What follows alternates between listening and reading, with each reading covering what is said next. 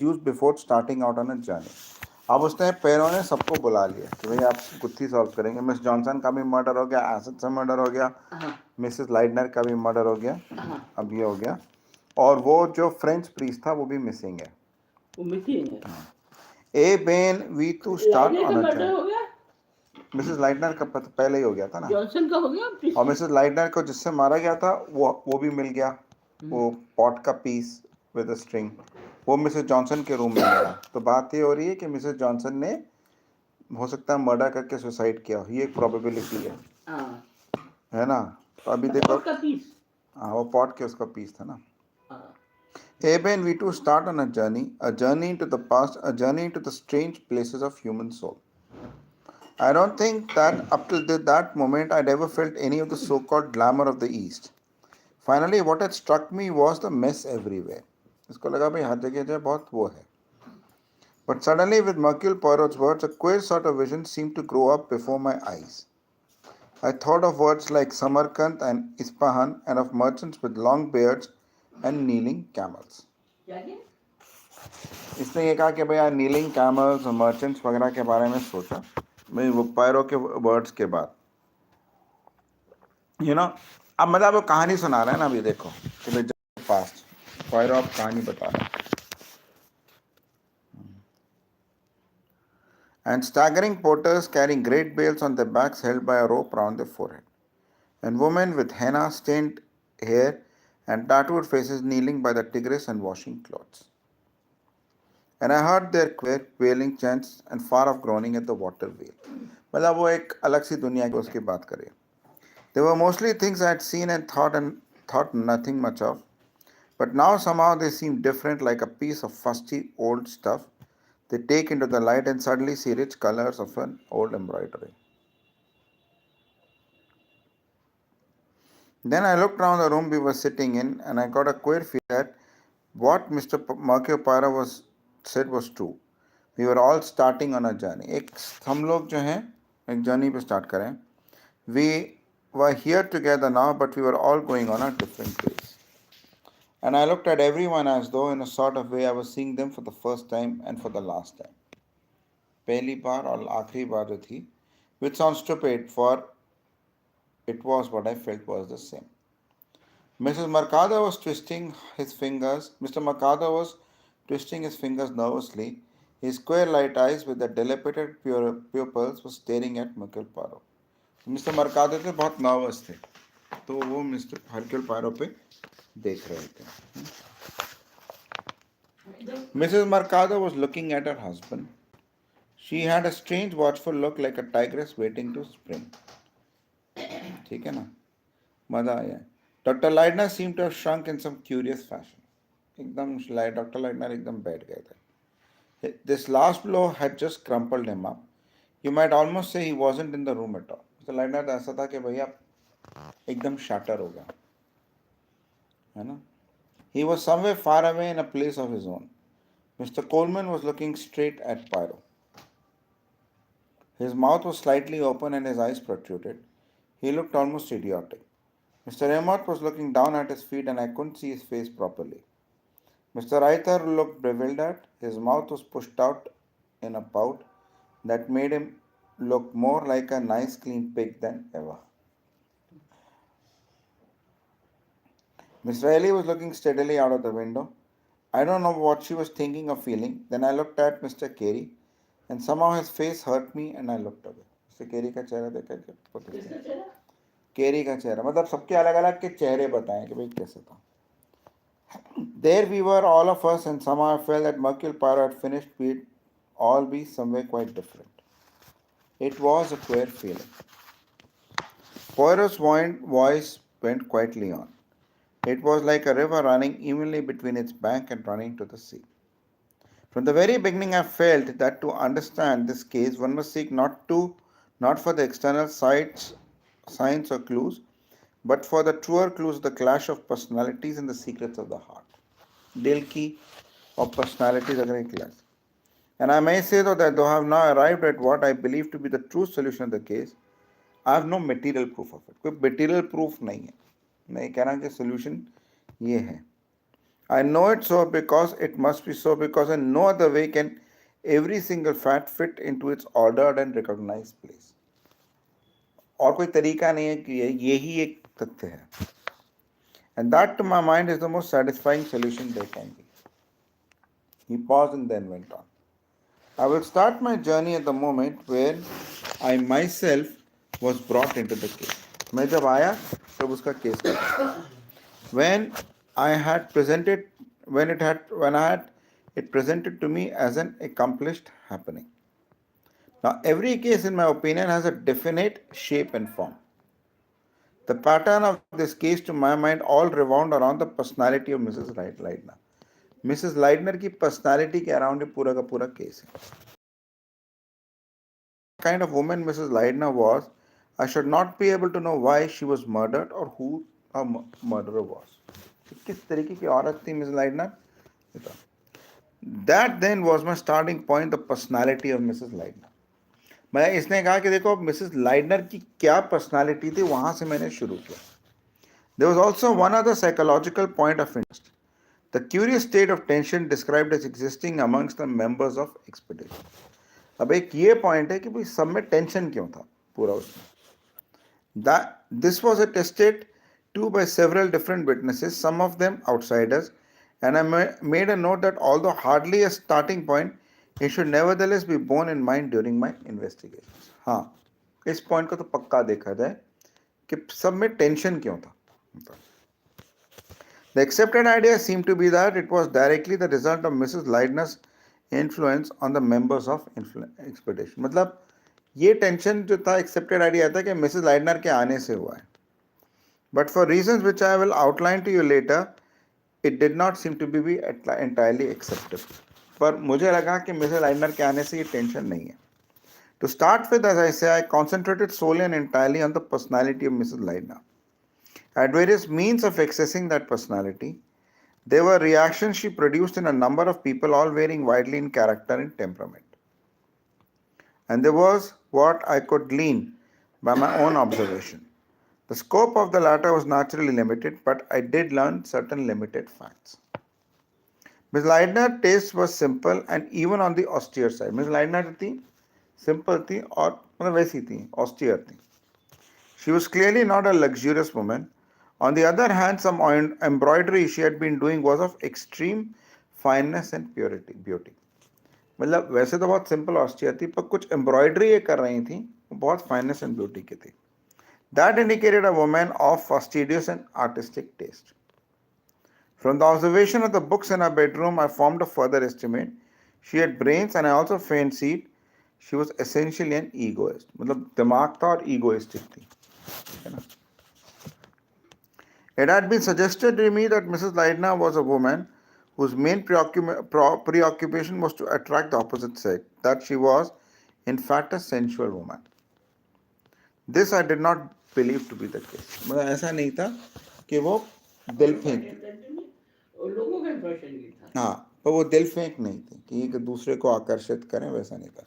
In our bedroom, I noticed the following books and shelves. Who Were the Greeks? Introduction to Relativity, Life of Lady Hester Stanhope, Back to Methuselah, Linda Condon, Crew Twain. She had to begin with an interest in culture and in modern science. Culture और modern science में उनका interest था. That is a distinct intellectual side. Intellectual थी, दिमाग वाली थी. Of the novels, Linda Condon and in lesser degree Crew Twain seem to show that Mrs. Leidner had a sympathy and interest in independent women. Encumbered or entrapped by man. She was also obviously interested by the personality of Lady Hester Stanhope. Linda Condon is an exquisite study on the worship of her own beauty by a woman. मतलब ये था कि वो औरत जो थी वो ऐसी थी कि इंडिपेंडेंट फ्री वुमेन की तरफ से ज़्यादा आकर्षित थी. मतलब उसने जो किताब शुरू से पढ़ा था उसका दिमाग में इंटेलेक्चुअल उसका था. Crew Train is a study of a passionate individualist. Back to Methuselah is in sympathy with the intellectual rather than the emotional attitude to life. I felt I was beginning to understand the dead woman. I next studied the reaction of those who had formed Leidner's immediate circle, and my picture of the dead man grew more and more complete. It was quite clear to me from accounts of Dr. Rayleigh and others that Mrs. Leitner was one of those women who are endowed by nature not only with beauty but also with a kind of calamitous magic which sometimes accompanies beauty and can indeed exist independently of it. मतलब एक तो खूबसूरत थी और एक magic सा था जो किसी सुंदर औरत के साथ होता. Such women usually leave a trail of violent happenings behind them. They bring disaster sometimes on the other, sometimes on themselves. कभी इनके कारण जो है लड़ाइयाँ कुछ छुरे चल जाता है. I was convinced that Mrs. Leitner was a woman who essentially worshipped herself and who enjoyed more than anything else the sense of power. मतलब वो अपने को पूछती थी और उनको पावर जो थी बहुत पसंद थी. Wherever she was, she must be the center of the universe. And everyone around her, man or woman, had got to acknowledge her. Sway. With some people that was easy. Nurse Lutheran, for instance, a generous-natured woman with romantic imagination, was captured instantly and gave in ungrudging manner full appreciation. मतलब ये था कि Mrs liner को लगता था कि मैं ही centre हूँ, अब चारों मेरे तरह हैं. नर्स लेतरन को जो था वो इजीली उसमें से आ गए क्योंकि वो जेनरस औरत थी. But there was a second way in which Mrs. Leitner exercised her sway, the way of fear. पर मिसेस लाइडनर जो थी दूसरी तरीके से अपनी पावर को कहती थी डरा करके. When conquest was too easy, she indulged a more cruel side to her nature. But I wish to reiterate emphatically it was not what you might call conscious cruelty. It was as natural and unthinking as in the conduct of a cat with a mouse. मतलब unconsciously जो थी वो cruel हो सकती थी, लेकिन उनकी need for control जो थी ना बहुत ज़्यादा थी. मिसेस लाइडनर की दूसरों पे. It was as natural as unthinking. Where consciousness came in, she was essentially kind and would often go out of her way to do kind and thoughtful actions for others. जब consciously तो बड़ी भयालु दयालु थी, पर वैसे unconsciously उसका need for control थी तो वो करती थी. Now, of course, the first and the most important problem to solve was the problem of the anonymous letters. Who had written them and why? I asked myself, had Mrs. Leitner written them herself? To answer this problem, it was necessary to go back a long way, to go back, in fact, to the date of Mrs. Leitner's first marriage. अब ये जो letters हैं ये किसने लिखे हुए थे? तो पहले marriage है. It is here we start on our journey proper, the journey of Mrs. Leitner's life. First of all, we must realize that Louis Leitner of all those years ago is essentially the same Louis Leitner of the present time. तो Louis लाइडनर जो है वो वही है जो कि आज है. She was young then and of remarkable beauty, that same haunting beauty that affects a man's spirit and senses as no mere material beauty can, and she was already essentially an egoist. Egoistic थी, सुंदर थी बहुत. Such women naturally revolt from the idea of marriage. They may be attracted by men, but they prefer to belong to themselves. They are truly La Bella Dame sans mercy of the legend. Nevertheless, Mrs. Leitner did marry, and we can assume, I think, that her husband must have been a man of certain force of character. Then the revelation of his traitorous activities occurs, and Mrs. Leitner acts in which she told Nurse Lutheran. She gave information to the government. मतलब उनका husband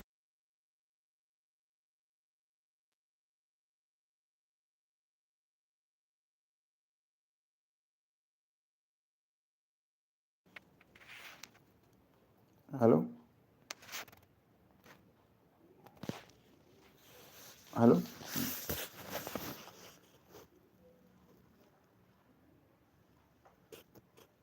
आप क्या होता मामा? Now I submit that there was a psychological significance in her. She told Nurse Lutheran that she was very patriotic, idealistic girl. And that feeling was the cause of her action. But it is a level not fact that we all tend to deceive ourselves as to the motives of our own actions. Instinctively we select the best sounding motive. मतलब ये है कि हो सकता है nurse लाइतरन ने best sounding motive दिया हो. Mrs. Aida may have believed herself that it was patriotism that inspired her actions, but I myself believe that it was really the outcome of an unacknowledged desire to get rid of her husband. मतलब उनकी need ये थी कि husband से छुटकारा पाया जाए, तो उन्होंने उसको फंसा दिया. She disliked domination, she disliked the feeling of belonging to someone else. In fact, she disliked playing second fiddle. She took a patriotic way of regaining her freedom. बड़ा क्रूएल तरीके से उन्होंने कहा कि पेट्रियाटिक वे लिया और रिगेनिंग है. But underneath the consciousness was a gnawing sense of guilt, which was to play a part in the future destiny.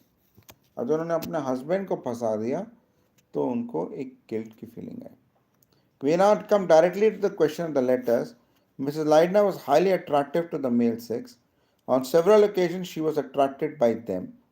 But in case a threatening letter played a part, the affair came to nothing. Who wrote those letters? Frederick Rosner or his brother William or Mrs. Leidner herself?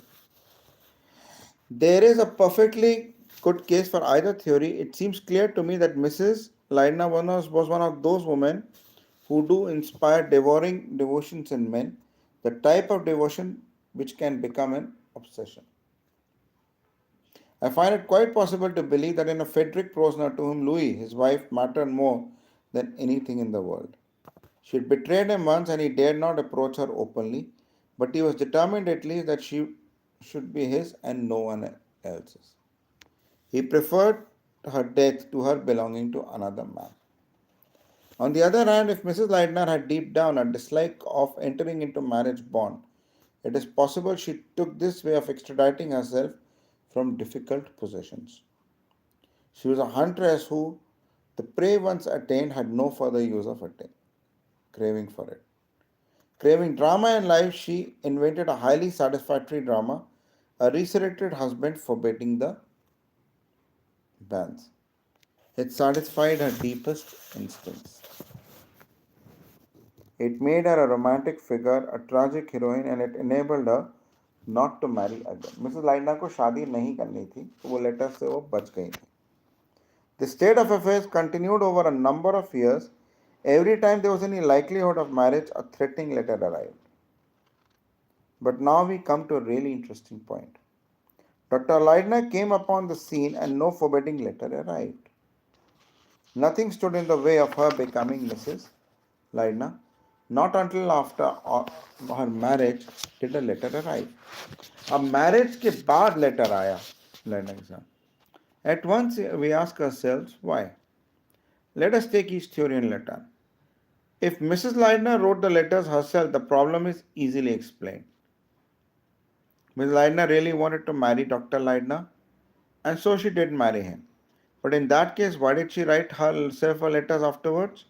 Was her craving for drama too strong to be suppressed? And why only those two letters, after no other letter was received until a year and a half later? Now take the other theory that the letters were written by her first husband, Frederick Bosner, or his brother. Why did the threatening letter arrive after the marriage? Presumably, Frederick could not have wanted her to marry Leidner. Why did he not stop the marriage? He had done so successfully on former occasions. And why, having waited till the marriage had taken place, did he resume his threats? The answer, an unsatisfied one, is that he was somehow or the other unable to protest sooner. He may have been in prison or may have been abroad. There is the next attempted gas poisoning to consider. It seems extremely unlikely it was brought about by an outside agency. The likely persons to have staged it were Dr. and Mrs. Leidner themselves. अम्मा सुन रही हो? अम्मा समझ में आया? पहली बात तो लेटर्स किसने लिखे? अब मैरिज के बाद मिसेस लाइडनर ने खुद को क्यों लेटर लिखा? हो सकता है वो छुटकारापन पर क्यों लिखेंगी? दूसरा कि डॉक्टर लाइडनर मैरिज के बाद, अगर फ्रेडरिक बॉसनर जो है वो मैरिज के बाद क्यों लेटर लिख रहा है जब मिसेस लाइडनर की शादी हो गया? हो सकता है कि जब मैरिज हुई हो तब वो अनअवेलेबल हो, प्रिजन में हो, कहीं हो, उसके बाद उसने उसको लेटर लिखा. ठीक है ना? There seems to be no conceivable reason why Dr. Leidner should do such a thing. So we are brought to the conclusion that Mrs. Leidner planned and carried out herself. Why? More drama? क्यों? और drama चाहिए? After that, Dr. Leidner and Mrs. Leidner go abroad, and for 18 months they lead a happy, peaceful life with no threats of death to disturb it. They put that down to having successfully covered their traces. But such an explanation is quite absurd. अम्मा सुन रही हो? निकल पड़ना है. मतलब ये कि उसके बाद 18 महीने तक आराम से रहते हैं ये लोग. In these days, going abroad is quite inadequate for that purpose, and especially so in the case of the Leidners. He was the director of a museum expedition. By inquiry at the museum, Frederick Bosner could at once have obtained the correct address. Even granting that he was in too reduced circumstances to pursue the couple themselves, he would have no bar in continuing his threatening letter. And it seems to me that a man with his obsession would certainly have done so. Instead, nothing is heard of him until 2 years later when the letters are resumed. Why are the letters resumed? A very difficult question, most easily answered by saying that Mrs. Leidner was bored and wanted more drama. मतलब miss लाइडनर bore हो गई तो उन्होंने फिर से letter कर दिया. But I was not quite satisfied with that. This particular form of drama seemed to be a shade too vulgar and too crude to accord well with a fastidious personality. The only thing to do was to keep an open mind on the question. There were 3 definite possibilities. The letters were written by Mrs. Leidner herself. They were written by Frederick Brosner or young William Brosner.